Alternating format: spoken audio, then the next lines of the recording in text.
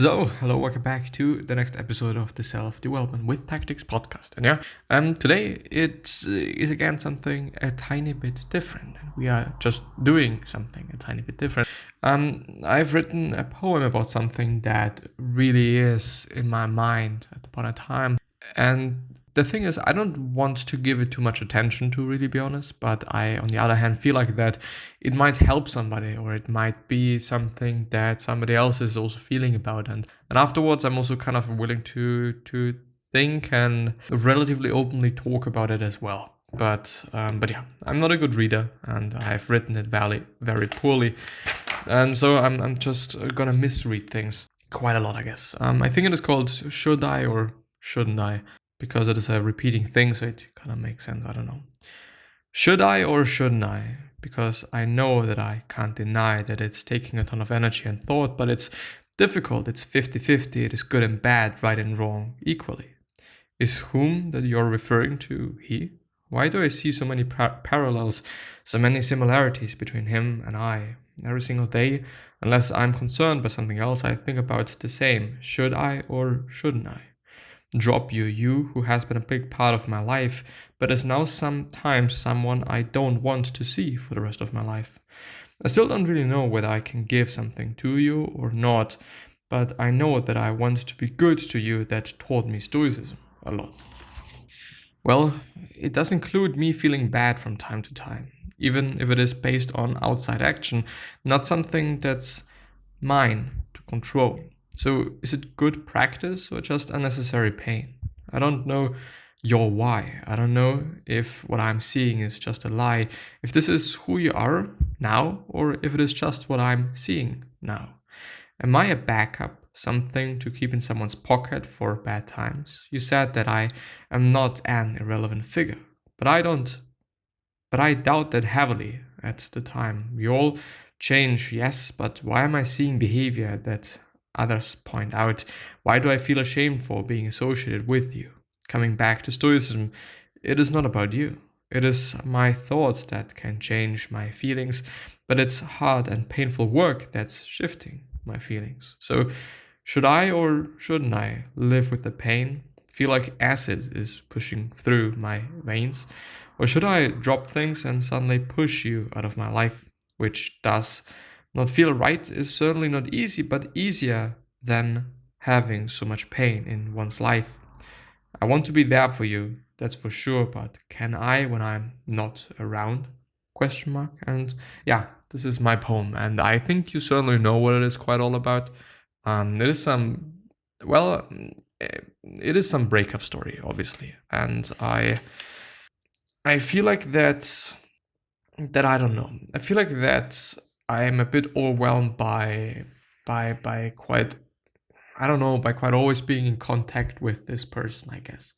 But I'm not sure either, because on one hand it is like, well, as I've written, it is good practice, because in Stoicism it is all about, well, there's outside things and they shouldn't concern you. They shouldn't change how you're doing, and they shouldn't certainly change how you're acting and how you're behaving towards other people.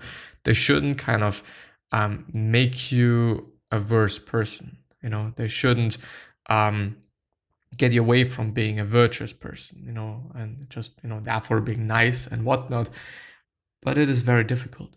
It really is. And it is really, really difficult when you are just having this anger in your soul, but you're always having in your mind too that you should be virtuous and you should be a good person. And then the thing is, well, should I live with the pain or, and have the practice and maybe in the long term kind of benefit from that, and maybe in the long term also kind of get something out of this whole relationship, just quote unquote relationship, which certainly is really not something that I am quite actually thinking about, because I don't think that I want to be in a relationship with this person again, at least in a love relationship regarding this.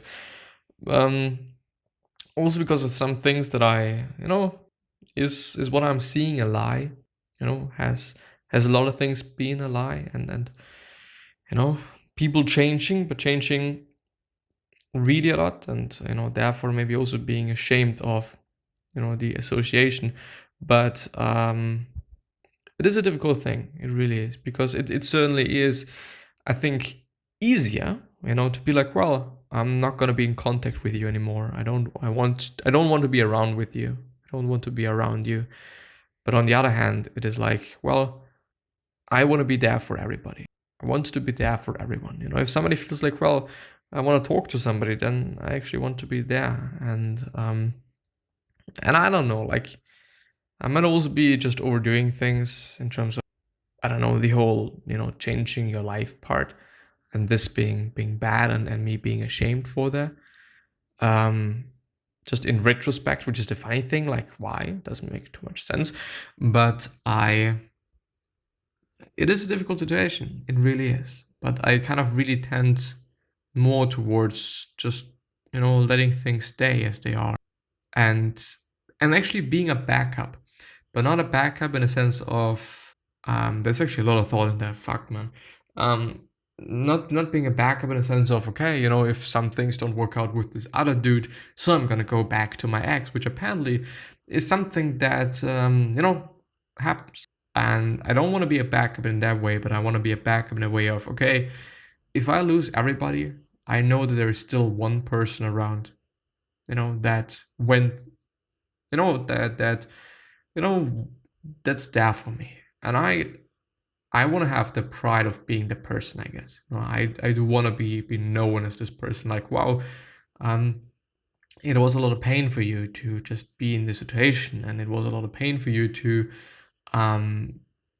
stay that virtuous, even though all of these things pissed you off, all of these things made you really angry, and all of these things made you feel like, well, am I doing the right thing, or if you are doing the right thing? But I don't know, like, this is being virtuous. This is really being virtuous. Like, okay, no matter what the fuck is happening, I'm gonna be this nice person. And I, yesterday after showering, I thought, well, is this something sustainable? Is this something that you could be doing for the rest of your life?